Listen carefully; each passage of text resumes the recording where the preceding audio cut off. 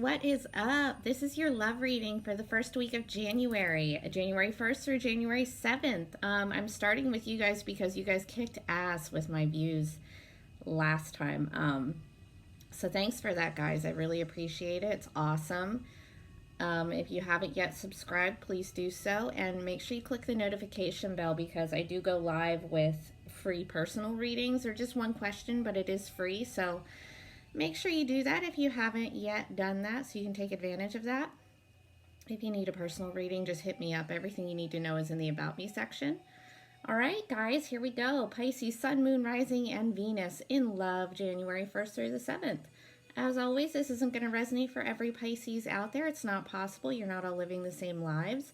If it doesn't resonate, just check your other signs. If you don't know them, just Google birth chart. Super simple to find out, and it is super important. If it still doesn't resonate, just check out one of the other awesome readers on here. There are a ton. Okay, here we go, Pisces. So your overall energy. Now, for me as a reader, the overall is always the person I'm reading for. Whoever's watching this video, whether it's you, Pisces, or you, cross-watcher, this is the energy that you're taking on this week in love. Actually, not this week. You know what I mean. The week of the reading. Everything else here is interchangeable. It can be for you or the person that you're dealing with, okay? All right, so your overall energy from the Magdalene Oracle, you have Saint Sinner. All right, Saint Sinner. The assumptions you are making about another person or event could turn out to be completely wrong. Realize that for every theory, there's a contradicting and opposing one. There may be more to this situation than first meets the eye. You're being advised to keep an open mind and heart. All is not necessarily the way it seems. Remember also that often the judgments we make about ourselves or about others are also judgments we make about ourselves. If I could speak, that'd be awesome. You will not find peace and fulfillment while holding on to an I'm right and they're wrong attitude, except that there is no single truth that applies universally and things will become clearer. So basically, you probably just need to look at a situation a little different. If you're, judging someone kind of harshly, just maybe not do that. Try to see it from their perspective. Things might not be as bad as you think that they are, okay? Now with that, you have the Chariot reversed. So it could be a Cancer that you're dealing with and maybe not looking at them in the way that they actually are. Otherwise, it's just you're feeling very, very stuck. Like you're not moving forward at all. Like you don't want to. You're just stuck. There's nothing happening. No movement. If you're traveling to see someone, there's probably issues with it. If you're trying to travel to see someone, there's probably issues, delays, that type of thing. All right, let's clarify the Chariot reverse. Clarify the Chariot reverse for Pisces in love, January 1st through the 7th. Clarify the Chariot reverse for Pisces in love, January 1st through the 7th. Okay, the 7 of Pentacles.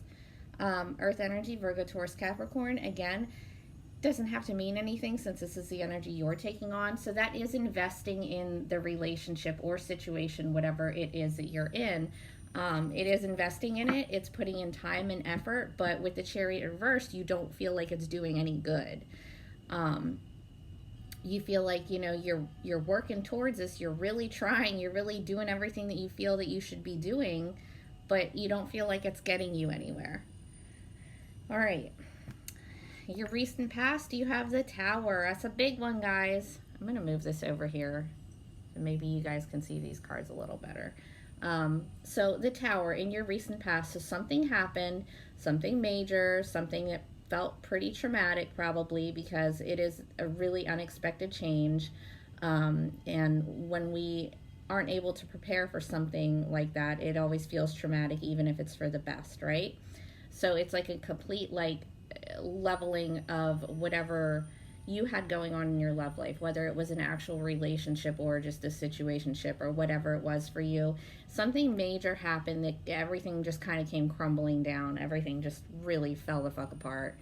But again, that's always for the best.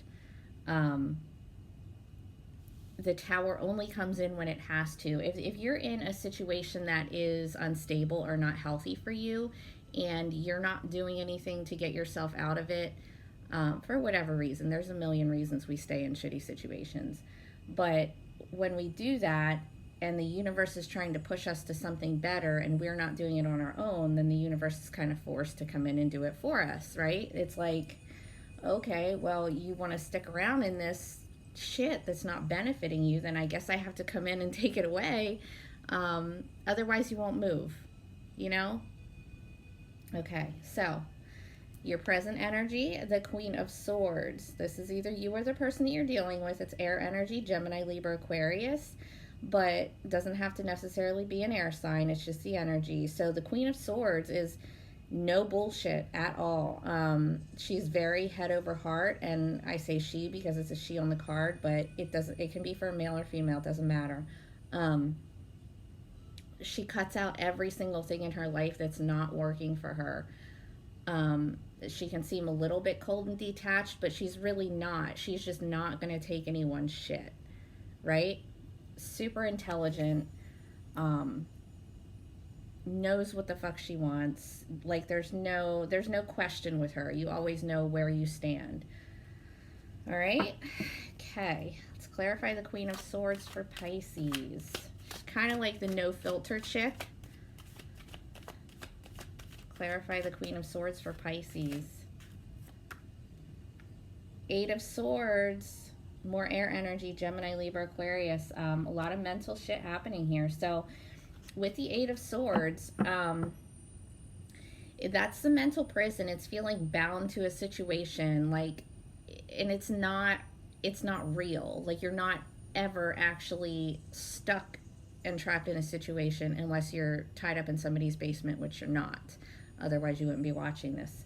It's very mental. It's like being really stuck in your thoughts, like feeling like you're powerless, like you can't do anything about this situation.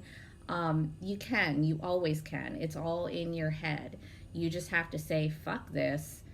Okay, you see how her wrists are tied? I don't know if you can see it, but they're not really. It's just hanging there. Like she can get out of that anytime she wants. She can move the swords out the fucking way, take the blindfold off, right? It's all mental. It's not real. It's not like you're actually trapped in a situation. So with the Queen of Swords there, it might just be that you need to realize that and you need to pick up a fucking sword and cut the shit out. You know, something that you feel really bound to, but you're really not. Okay. In your immediate future, you have the shadow side reverse. This is also the devil card. Same thing. Definitely one that you want to be reversed and not upright. So it's removing toxic shit from your life, whether it's toxic people, behavior patterns, addictions, whatever it is for you, you're not dealing with that anymore. And I mean, that's exactly how the reading looks to me. It's like you may have felt bound to a situation, which is a very toxic energy, and you need to cut it the fuck out, which you are. So, good shit. Clarify the shadow side for Pisces. It's also coming out of a fear-based mentality. Like a lot of times when we're in a bad situation or a bad relationship that we feel bound to, we feel trapped to, it's just out of fear, you know, because it's comfortable and shit. So with that shadow side being reversed, it's coming out of that. It's not living like a fear-based type life anymore. Clarify the shadow side reversed for Pisces. The Four of Wands reversed. So it might actually be like a breakup of a marriage or a situation where you guys live together. All right, the Four of Wands reverse is like it's not a stable foundation. It is my marriage card. It is my 1111 card, but it is reversed. So it's like somebody could literally be moving out or dissolving a marriage or a very serious commitment because it was toxic, because it wasn't healthy. Okay. Your potential obstacle, you have the Two of Pentacles, Earth energy, Virgo, Taurus, Capricorn. So as an obstacle, somebody might have been juggling two different people, or it might just be that someone has too many responsibilities in their life that made this connection too difficult, right? It is a juggling. It definitely can be two people. It doesn't have to be two people. It could just be a lot of responsibilities. You know, I mean, sometimes there's just too much going on in your life and you don't have the time to set aside for a relationship, or the other person doesn't. Let's clarify the Two of Pentacles. Clarify the Two of Pentacles for Pisces. As an obstacle. Clarify the Two of Pentacles for Pisces.